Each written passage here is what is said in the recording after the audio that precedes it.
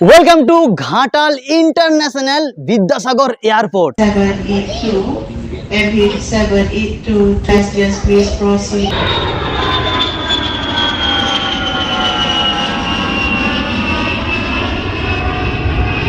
আরে ভাই কি দেখছি, আগের বছর ঘাটালে এই জায়গাতে কিন্তু হয়েছিল ট্রেন, আর এই বছর হয়েছে প্লেন। বাট আগের বছর হ্যাঁ ঘাটালবাসীর জন্য কিন্তু দুঃখজনক আমি বলতে পারি, আমি ঘাটালে কিন্তু অবশ্যই অরিজিনাল ভাই ট্রেন তো দরকার, বাট এই বছর দেখতে পাচ্ছি ভাই পুরো এয়ার ইন্ডিয়া পুরোপুরি প্লেন।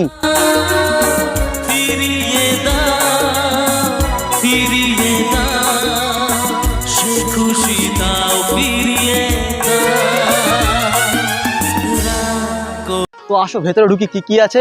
আচ্ছা ইমিগ্রেশন দাদা কোথায় দাদা?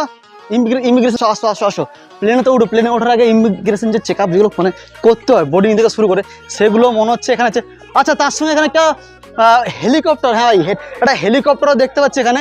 আর দেখতে পাচ্ছি এখানে এয়ার ইন্ডিয়া বোর্ডিং পাস, কিছু বোর্ডিং পাস থেকে শুরু করে কাজ কিন্তু হচ্ছে এখনো হাত। আচ্ছা এখানটায় কিন্তু আমার স্ক্যানার, এখানে কিন্তু যে সমস্ত লাগেজ রেখে স্ক্যান করতে পারবে। এই ভাবনা চিন্তা কী হবে? তো গতবার থিম ছিল ট্রেন, হ্যাঁ একদম একদম। এবার আমরা আরেক ধাপ এগিয়েছি। মানুষের এগিয়ে যাওয়াই আমাদের মনুষ্য ধর্ম, তো সেই ধর্মকে সামনে রেখে রেলপথ মানুষের একদম নেসেসিটি ছিল। আর এই যে আমাদের এয়ারপোর্টের ভাবনা, এই ভাবনাটা এই জন্যে যে আমাদের বহু স্বর্ণশিল্পী ভাই কর্মসূত্রে বাইরে থাকেন। স্বর্ণশিল্পী ভাই বাদেও অনেক মানুষ প্রফেশনের তাগিদে বাইরে আছেন একদম। তো আমাদের এখান থেকে কলকাতা এয়ারপোর্ট যাওয়া মানে 3 ঘন্টার ব্যাপার, তা জাম থাকলে তো আরও অনেক সমস্যা। তো সেক্ষেত্রে ওদিকে আমাদের অন্ডাল যাওয়াটাও অনেকটা বড় ব্যাপার। তো আমাদের এই পশ্চিম মেদিনীপুরে যদি একটা ছোট্ট এয়ারপোর্ট হয়, তো এটা আমাদের একটা দাবি। আমাদের সারদাপল্লী প্রতিবার একটা মেসেজ দেয় মানুষ। আমার যেমন আগের বছর যখন এখানে আসছিলাম, ঘাটাল চাই ট্রেন, অ্যাকচুয়ালি ঘাটালে ট্রেন হচ্ছে না, প্লেনটা তো মানে অনেকটা বেশি ভাবনা চিন্তা মনে হচ্ছে নাকি।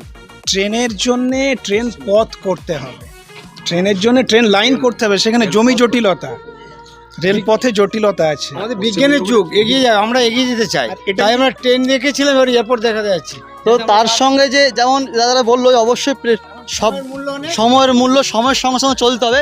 আর এখানে কিন্তু একটা হেলিকপ্টার পুরোপুরি কিন্তু এটা হেলিপ্যাড হবে এখানে থেকে না, কোথা থেকে? আচ্ছা এটা ওপরে উঠবে তাই তো, মানে এই যে হেলিকপ্টারটা ওপরে কিন্তু উড়বে, ঠিক আছে। আর তার সঙ্গে চলো প্লেনের ভেতরে এবার এন্ট্রি করি। আর দাদা এখানে এয়ার হোস্টেজ বা এরকম কিছু সমস্ত কিছু হবে তাই তো, মানে এয়ার হোস্টেজ এখানে থাকতে চলেছে। তো আসো প্লেনের ভেতরে আগে ঢুকি। তো দেখো প্লেনের যে মানে যে চাকা, সেই চাকা কিন্তু ভাই এখানে বিশাল বড় একটা চাকাও কিন্তু ইউজ করা আছে। সঙ্গে যে ট্রেনের যে ইঞ্জিন যেটা থাকে, সেই ইঞ্জিনটাও আছে। হাইট দেখতে পাচ্ছ অনেকটা আমার বড়, ঠিক আছে। তো তার সঙ্গে যখন প্লেনের ওপরে উঠছি, পুরো গ্রিন কার্পেট পাতা আছে, আর অনেকে কিন্তু এখন থেকে ঘুরতে দেখতে চলে আসছে।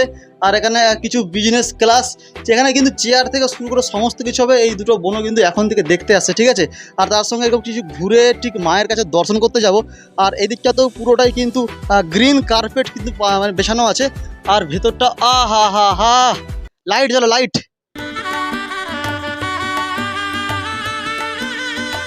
মায়ের দর্শন যতক্ষণ তোমরা নিজেরা এসে খালি চোখে দেখবে, কিছু মানে বলে না মুখে ভাষা বা প্রকাশ করতে পারবো না আমি।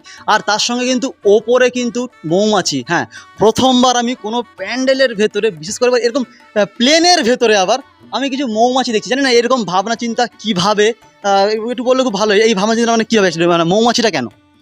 অ্যাকচুয়ালি আজকের এই যে মৌমাছি মানে কি বাজিং, তো আমাদের গোটা পশ্চিমবঙ্গ এত ক্রাউডেড পপুলেশনের জন্য, তো একদিকে পপুলেশন আর একদিকে প্লেন, দুটোর মধ্যে সামঞ্জস্য বিধান করতে গিয়ে এটা মানুষকে বোঝাতে আমাদের একটু সমস্যা হবে।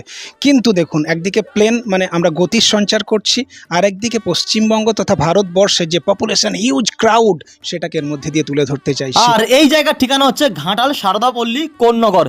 প্রথম যারা দূর থেকে আসবে, ঘাটাল পাঁশকুড়া বাস স্ট্যান্ড বা ক্লক টাওয়ার, ওখান থেকে ব্রিজের দিকে এগিয়ে আসবে, ডান দিকে একটা রাস্তা যাচ্ছে যেটা হচ্ছে ভাষাপোলের দিকে বা ঘাটাল বিদ্যাসাগর উচ্চ বিদ্যালয়, এই দিক দিয়ে তোমরা আরামসে আসতে পারবে এই সারদাপল্লী কোন্নগরের প্লেন দেখতে। তো ভাই তোমরা তাড়াতাড়ি চলে এসো ঘাটাল সারদাপল্লীতে এই প্লেনের দর্শন করতে থিম, আর তার সঙ্গে মায়ের দর্শন অবশ্যই হবে। আর হ্যাঁ ভিডিওটা কেমন হচ্ছে অবশ্যই তোমরা জানিও। টাটা বাই বাই, পরের ভিডিওতে দেখা হচ্ছে। अगर पूरी दुनिया मुझे ये कहती है कि मेरी तो किस्मत ही खराब है, मेरी हाथ की लकीरों में ही कमी है, तो क्यों मैं अपनी हाथ की लकीरों को नहीं बदल सकता?